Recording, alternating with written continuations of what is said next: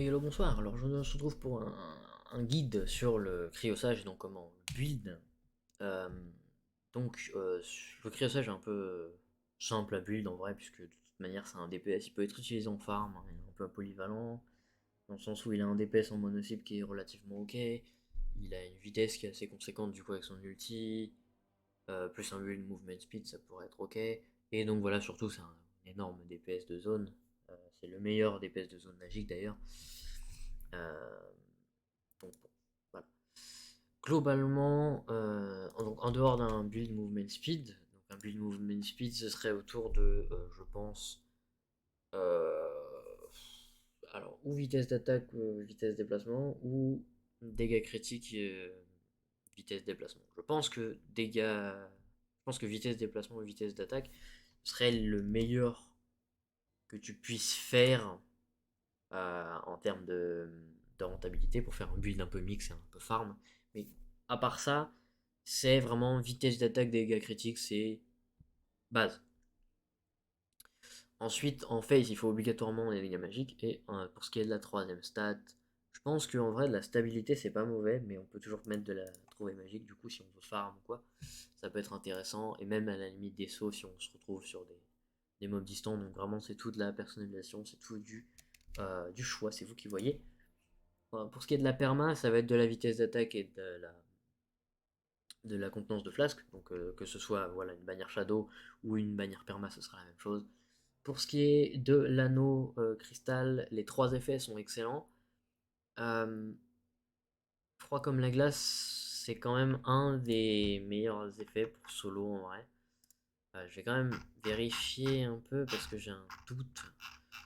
Alors j'ai le truc parce que je sais plus. J'ai un peu du mal avec les noms des effets en français. Excusez-moi 2 secondes. Euh, Glass Ring Effect. C'est l'Ice Sage. Est-ce que j'ai oublié de regarder? Non, voilà, c'est pas celui-là. C'est Chill Out et je sais pas lequel c'est. En tout cas, c'est celui qui n'est pas là. Enfin, je pense. Ah, quoique dans un enfin, bref. En gros, honnêtement, je sais pas lequel c'est. En gros, les trois sont bien. C'est juste qu'il y en a deux qui sont combinés les uns avec les autres. Donc, c'est froid comme la glace. Et l'autre, c'est Nice Ice. Donc, jolie glace, je suppose. C'est rien. Ou belle glace, voilà. Enfin, bref. Du coup, j'imagine que Drain Thermique, c'est celui-là qui est utilisé de manière générale. Donc, Frozen Ward, donc en gros, c'est l'ulti. Euh, c'est trigger dès qu'on est en bas PV. C'est une bonne chose, c'est un CD relativement court aussi, c'est vachement utile pour farm comme pour faire du DPS et comme pour être tanky en même temps, c'est un peu cool. C'est le truc à prendre sur un solo, si on a des techniques de spood ou quoi, on peut toujours prendre un des deux autres effets. À savoir que du coup, Nice Ice et Ice Cold as Ice, donc c'est du coup froid comme la glace et jolie glace ou je ne sais quoi. Ces deux effets-là, techniquement, si on veut le jouer tout seul, il faut avoir deux anneaux qui ont chacun les deux effets différents actifs. Enfin, un des effets différents actifs en même temps. Il faut swap à chaque fois entre les deux. C'est un peu compliqué à faire. Mais voilà, ça c'est vraiment de l'optimisation à fond. Pas très, très important. Pour ce qui est du top en gros, au niveau des dégâts, ça va être. Alors pour farm, ça va pas être palais, ça va être l'autre, je sais plus, c'est Evir, voilà. Euh, bon, pourquoi pas. Pour DPS, ça va être ou Palais ou Orcubé, qui je pense est la meilleure option en termes de DPS, puisque le délai de récupération en cryo n'est pas très très important. Donc je pense que vous pouvez aller sur Orcubé. Au niveau des emblèmes, on joue Arcane, et en termes d'autres emblèmes, on a le choix entre emblème de résolution. Emblème, on en a un autre qui est bien, c'est Abondance. Romantique est toujours bien aussi. Zelle, non. Voilà. En gros, ça peut être aussi mauvais oeil. Mauvais oeil pour mono, abondance, de manière générale, est cool. C'est une des rares classes où ça marche, hein. Chronomantique est ok. Et résolution, c'est cool. Donc voilà. Au niveau de la potion, c'est un peu particulier. On peut jouer avec celles qui donnent des PV quand on fait des crits.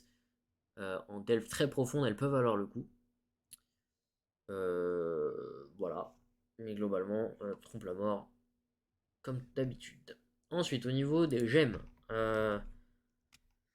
On est un peu libre parce qu'au final, ça n'a pas vraiment d'effet, sauf si on se poudre. Concrètement, il faut une barrière d'aimante, ça c'est mandatory par contre. Il faut la gemme de classe, c'est mandatory, mais les deux autres gemmes, donc on a un peu le choix. On peut prendre une malédiction incisive.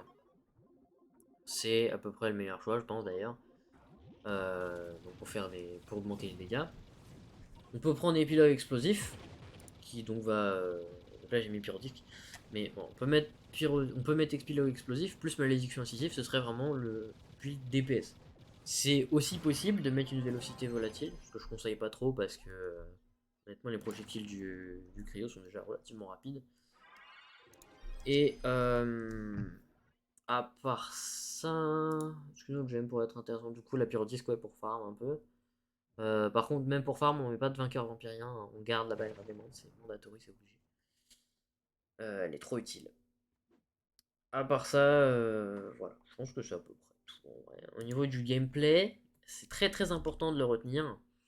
Sur une cible, on va rester appuyé sur M1, mais on va juste spam M2. Et si on a le temps ou la chance de mettre une proc de M1, tant mieux. Sinon, on spam M2 en mono cible. Sur une seule cible, on fait que du M2, que des stalactites. Pour ce qui est du 1, on l'utilise pratiquement jamais, sauf pour des petits packs de mobs ou si on a un petit fouille, on peut faire un 1. Ça met un petit dot, ça met un petit dégât sur la durée, ça peut être pratique pour clean rapidement des trucs. Mais autrement, voilà, c'est pas très utile, mais pas du tout d'ailleurs.